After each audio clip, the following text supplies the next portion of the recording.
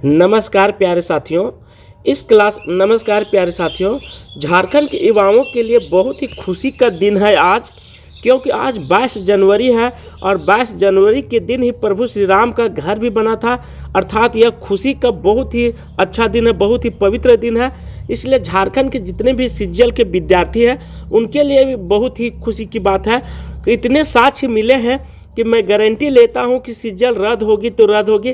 क्योंकि यहाँ पे देखिए 2 आरोपी तो पकड़ा गए थे, धर्मेंद्र सेठ और उसके बाद एक आरोपी थे यहाँ पे रजनीश कुमार। तो इन्होंने दोनों को पकड़ लिया था। कहाँ से? आजमगढ़ के बीजापुर कदीम थाना और तहबर निवासी रजनीश कुमार और प्रयागराज के मेजा क्षेत्र के सिहरसा रामकन्या निवासी धर्मेंद्र सेठ ने पुलिस को पूछताछ से बताया। तो ये 2 बहुत ही गंभीर मामला आते हैं। दूसरा क्या है कि दूसरा साक्ष्य यह है सिज्जल का कि आप देख ले खुद ही। दूसरा साक्ष्य है कि हूबहू क्वेश्चन को छाप देना, ये भी प्रमाणित करता है कि सिज्जल क्या होगा तो रद्द हो जाएगी। मैं गारंटी लेता हूं कि सिज्जल रद्द होगी, क्योंकि यहाँ से उठा करके देखिए ये क्वेश्चन और ये क्वेश्चन सेम छाप दिया गया है।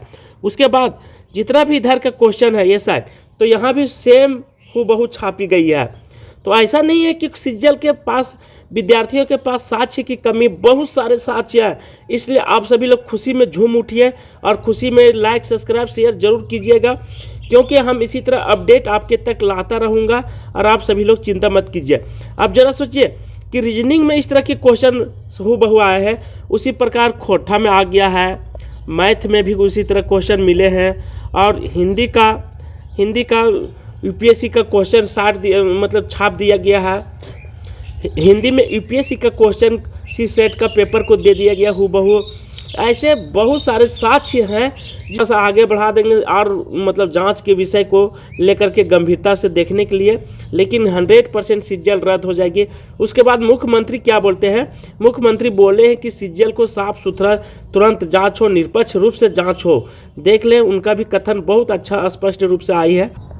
सेकंड है कि सिज्जल में दर्ज केस की निष्पक्षता से जांच करें। ये हमारे मुख्यमंत्री आदरणीय हेमंत सोरेन जी का कथन है। इन्होंने क्या कहा? 1 साल पहले राज्य में आयोजित की गई थी सिज्जल परीक्षा, रिजल्ट के बाद हुई विवाद और हंगामे में भी जांच का आदेश, दोषियों के खिलाफ सख्त कार्रवाई करने को कहा। पेपर लीक से निपटने के लिए कंप्यूटर बेस्ड टेस्ट लेने पर भी जोर दिया। देखिए, सबसे बड़ा दिक्कत इनको हो जाती है, क्योंकि राज्य के मुख्यमंत्री है और सारा दोष इन पर आ जाता है, इज्जत की सवाल हो जाती है। तो ये कभी नहीं चाहेंगे कैसे, जो भी देखिए, घर में बैठे हुए दुश्मन को आप कभी नहीं पकड़ सकते, बाहर में बैठे हुए दुश्मन को पकड़ सकते हैं। उसी प्रकार विधानसभा में भी कुछ ऐसे अधिकारी हैं जो कि इनके पीठ पीछे हमला करते हैं, जानने भी नहीं देते हैं। तो ये अपना बचने के लिए या तो इज्जत बचाने के लिए बहुत कोशिश कर रहे हैं। इनके लिए इनको बहुत बहुत धन्यवाद। तो सिज्जल परीक्षा में गड़बड़ी मामले में एफआईआर दर्ज भी कर दिया गया और ऐसे ऐसे बहुत सारे विभाग हैं जो कि इनको बहुत सारे साक्ष्य का, ठीक है, जब तक आग लगती नहीं तब तक धुआं उठता नहीं, ये बात आप समझ लीजिए। उसके बाद बड़गाही के 2 पूर्व सीईओ पर एसीबी ने दर्ज की थी पीए। सिज्जल परीक्षा में गड़बड़ी में मामले एफआईआर दर्ज करें और उसके बाद गृह विभाग के आदेश पर दर्ज किया गया। सोचिए, गृह विभाग के आदेश पर हुआ। यहाँ थोड़ा सा भी कुछ हो जाता तो तुरंत पुलिस दरोगा जो है केस को दर्ज कर लेते, लेकिन इतने छात्र व्याकुल।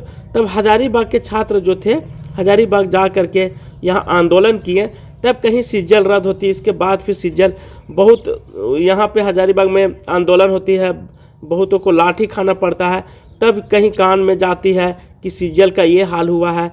तब रांची से दूसरे दिन आता है कि नहीं, सिज्जल पर इसका एफआईआर दर्ज किया जाए। ऐसे तो लोग ले ही नहीं रहे थे। तीसरा प्रॉब्लम यहाँ पे और एक साफ सुथरा आया हुआ है।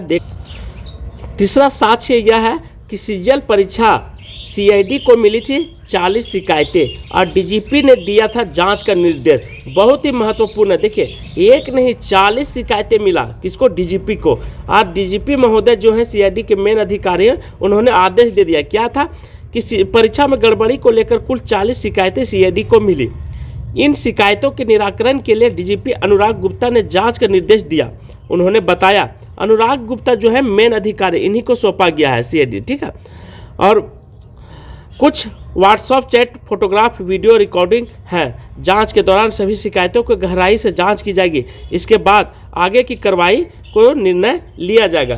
तो देखिए, साक्ष्य की कमी नहीं है, फिर परीक्षा की तैयारी को प्रभावित करने का प्रयास किया गया। इन दोनों केस को दर्ज होने के बाद सीएडी द्वारा जेएसएससी परीक्षा में कथित गड़बड़ी या अनियमितता को लेकर आम लोगों के लिए सूचना प्रकाशित की गई, जिसमें परीक्षार्थी अन्य लोगों से गड़बड़ी को लेकर साक्ष्य की मांग की गई थी। किसी के पास कोई ऑडियो या वीडियो तब उसे उपलब्ध कराने को कहा गया था। इसके बाद पिछले 4-5 दिनों में सीएडी को कुल 40 शिकायतें मिली। इसके आधार पर मामले की समीक्षा कर केस को अनुसंधान के लिए गठित एसआईटी को सभी शिकायतों की जांच करने का निर्देश दिया गया है। ये 40 नहीं, थोड़ा मोड़ा नहीं होता है। डूबते का तिनके का सहारा यदि सीजल डूब रही है तो इसका बहुत प्रूफ मिल गया, एक नहीं 40। उसके बाद बहुत सारे विद्यार्थी, लगभग 1200 विद्यार्थी हाई कोर्ट में जा कर के दर्ज किए हैं, हाई कोर्ट ने प्रूफ बने हैं। तो उसे भी हम आज समझेंगे कि कौन कौन विद्यार्थी बने, कैसे बने, कब बने। चौथा साक्ष्य है कि एक विद्यार्थी के द्वारा क्वेश्चन लिखा गया था और उसका आंसर देखिए यहाँ से मिलाया गया है। ठीक है, आप खुद ही देख लीजिए, यहाँ से यहाँ कर दिया गया है। उसके बाद देखिए ये सब आंसर ही है, टोटल आंसर यहाँ पे है। ठीक है, तो ये रीजनिंग का था। तो क्या मामला आया था कि सीजल परीक्षा अभ्यर्थियों ने सीएडी को दिया साक्ष्य, परीक्षा से पहले रात में मिल गई थी उत्तर। ठीक, बहुत ही गंभीर मामला है। तो एकदम 100% है कि सीजल रद्द हो जाएगी। और आज के दिन तारीख आज 22 जनवरी है, तो आप देख रहे हैं कि सीजल रद्द हो जाएगी 1 घंटे के अंदर। 21 सितंबर को रात 10:57 मोबाइल पर भेजा गया था और जवाब सीएडी अब साक्ष्य की सत्यता जानने की जुटी है।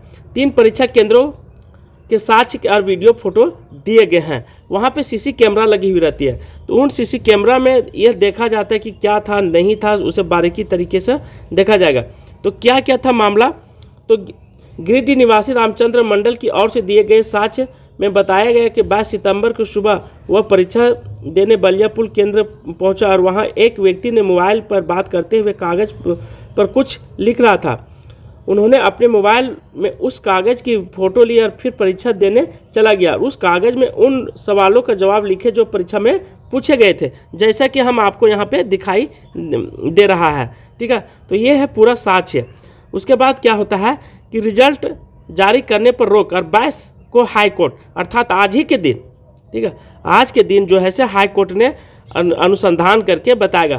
पेपर लीक पर विवाद मामले में आने पर हाई कोर्ट जेएसएससी सीजीएल परीक्षा का रिजल्ट जारी करने पर रोक लगा दी।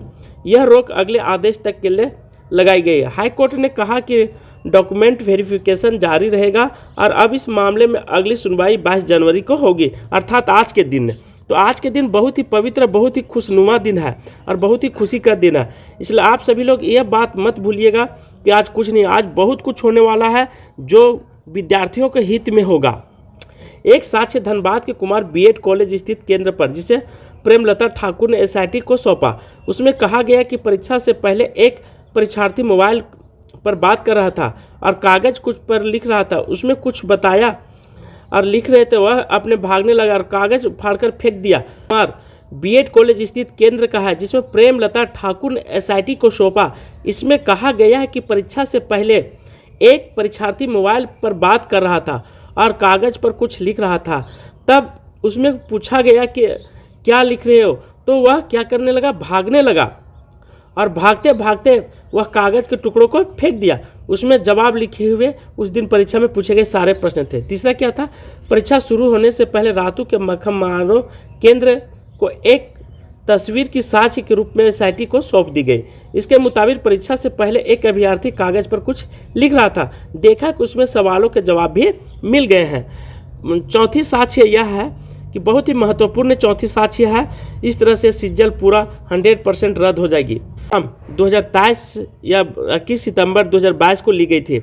6:40 मतलब 6.40 लाख अभ्यर्थी शामिल हुए थे, थोड़ा मोड़ा नहीं, ठीक है, 6 लाख। और परीक्षार्थी के लिए राज्य भर के कुल 823 केंद्र बनाए गए थे। परीक्षा के बाद पेपर लीक का मामला उठा, रातू में एफआईआर दर्ज की गई। इसे एफआईआर को टेक ओवर कर सीएडी की जांच शुरू की गई थी। जांच के लिए एसआईटी बनाई गई। इसमें सीएडी के डीएजी और एसपी को भी शामिल किया गया। डीएसपी अनुराग गुप्ता खुद मामले को मॉनिटरिंग कर रहे हैं, मतलब आगे बढ़ा रहे हैं। मामले में एसआईटी को 10 से अधिक अभ्यर्थी सबूत देने वाले से पूछताछ कर दी गई और पूछताछ के मामले में साक्ष्य की गहनता से जांच हो रही है। तो ये पूरा मामला था। उसके बाद है विभिन्न पदों पर बहाली निकाली गई थी। तो ये था सहायक प्रशाखा अधिकारी, जूनियर सचिवालय, श्रम प्रवर्तक, योजना सहायक, प्रखंड कल्याण पदाधिकारी, प्रखंड आपूर्ति पदाधिकारी, अंचल अधिकारी, ठीक है। और उस दिन नेट भी बंद कर दी गई थी। जब डर नहीं तो कर किस बात का, नेट बंद करके एग्जाम ली गई थी, सोचिए। उसके बाद भी ये मामला, क्योंकि देखिए पेपर पहले से लीक हो गई थी, तो लोगों को लग रहा था एजेंसी का ऐसा नहीं कि फिर से मामला गंभीरता से पूरे झारखंड में फैल जाएगी, तो यह जो गाज है से ली जाएगी। उसके बाद फिर क्या होता है कि जिस एजेंसी के द्वारा लिया गया उसे ब्लैक लिस्टेड एजेंसी था। अब ब्लैक लिस्टेड एजेंसी के द्वारा एग्ज़ाम करवाई जाती है और उसे फिर इसी तरह की धांधली हो गई है। तो आज की क्लास में यहीं पे समाप्त करता हूँ। बहुत सारे साक्ष्य के साथ मैं आपको बताने का कोशिश किया हूँ। यदि अच्छा लगेगा तो लाइक कीजिएगा, सब्सक्राइब कीजिएगा और शेयर कीजिएगा।